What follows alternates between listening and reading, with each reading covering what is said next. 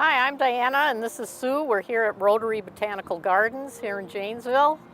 The gardens were first conceived by Dr. Robert Yar in a letter to the city in 1988. And the city decided to set aside 15 acres for the development of the gardens. And we're here today filming because the gardens are frequent reference question, information services question at our desk, and the gardens are a beautiful spot here in Janesville. It's a popular place for wedding photos or prom photos, or you can just drive over on your lunch break and enjoy from the road or from the parking lot as well, or you can take a tour inside or walk through the gardens. In the winter, they also have holiday light viewing, and they have hundreds of thousands of lights, and each year it seems to get bigger with more people visiting. So it's a great place to visit year-round in Janesville. And the buildings behind us were dedicated around the year 2003. We have an environmental center behind us, and the Rath Environmental Center and the Parker Education Building, so there's often programs and tours going on here at the gardens. And there's a gift shop, so there's a little something for everyone. We're standing by the Jackson Street Bridge here in Janesville.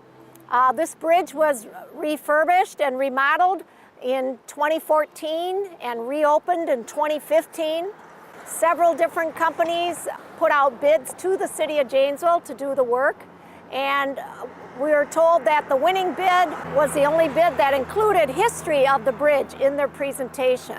The gentleman who won the design contest did come into the library and take a look at some of the historical information. His design was based on previous sketches and postcards and photographs of the bridge in its original form. Here we are at the Lincoln-Tallman campus.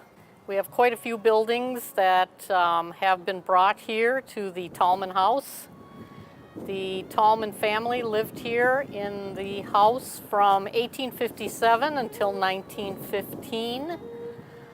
It's one of the historic places here in Janesville, including a building that has archives of the Rock County Historical Society. And we do a lot of collaboration with the Rock County Historical Society at the information desk of the Hedberg Public Library. The archives for the Rock County Historical Society and the Rock County Genealogical Society are combined. They work together to help answer people's questions. We get an opportunity to collaborate with both the Historical Society and Genealogical Society for research requests. They'll also often ask us for our help with a project and vice versa. So it's a nice opportunity for collaboration. And with our local history database, their staff and volunteers are able to access our indexes with the touch of a finger. So we are real pleased to have the opportunity to work together and help people find the information they need.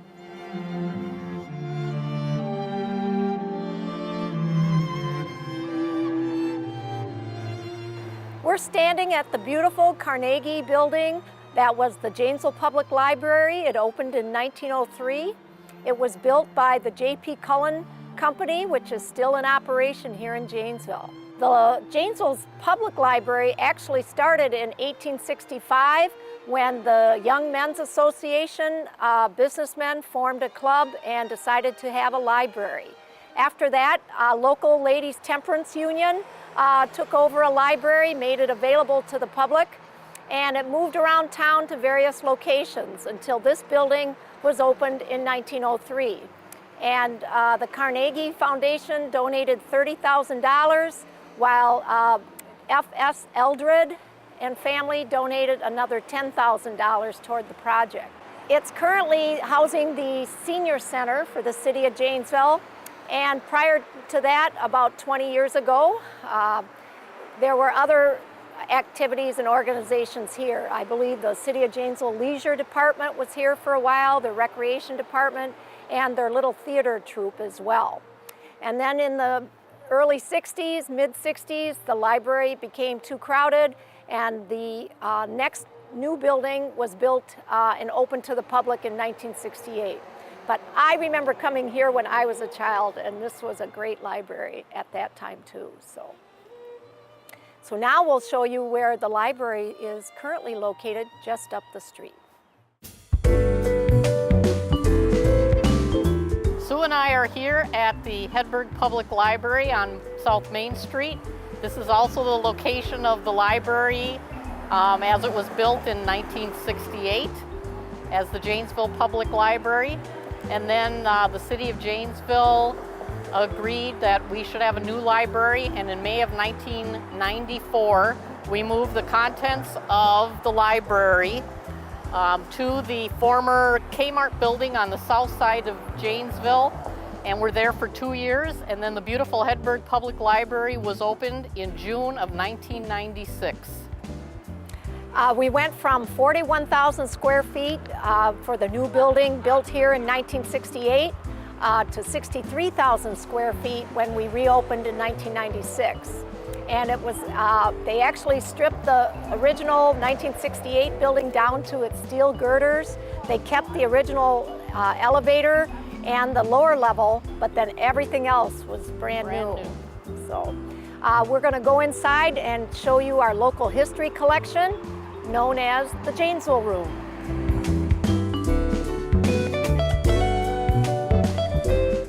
Welcome to the Janesville Room. We will now take you on a brief visual tour of the collection. A local history collection was established at the Janesville Public Library in 1972. When the new library plans were being discussed in the early 90s, our major benefactors, Don and Geraldine Hedberg, envisioned a room that would house the local history collection. The Janesville Room became a reality when the Hedberg Public Library was opened in 1996. Print sources that cover Janesville and Rock County are housed in the Janesville Room. In 2002, our former colleague, now retired librarian Laura Gottlieb, who also was a professional indexer, came up with the idea of establishing in-house databases to help library staff answer local history questions. Print items without indices were first included in what became the local history database, followed by the indexing of documents and clippings in the pamphlet file. Having the in-house databases, which also include an obituary index and a yearbook index, has allowed all staff to quickly access local history information. Using our print sources, microfilm, online databases such as Access Newspaper Archive and the Archive of Wisconsin Newspapers, other online sources, and our in-house databases, we are able to take on in-depth searching on a variety of topics involving Rock County history. Using our computers, we now have, quite literally, local history at our fingertips.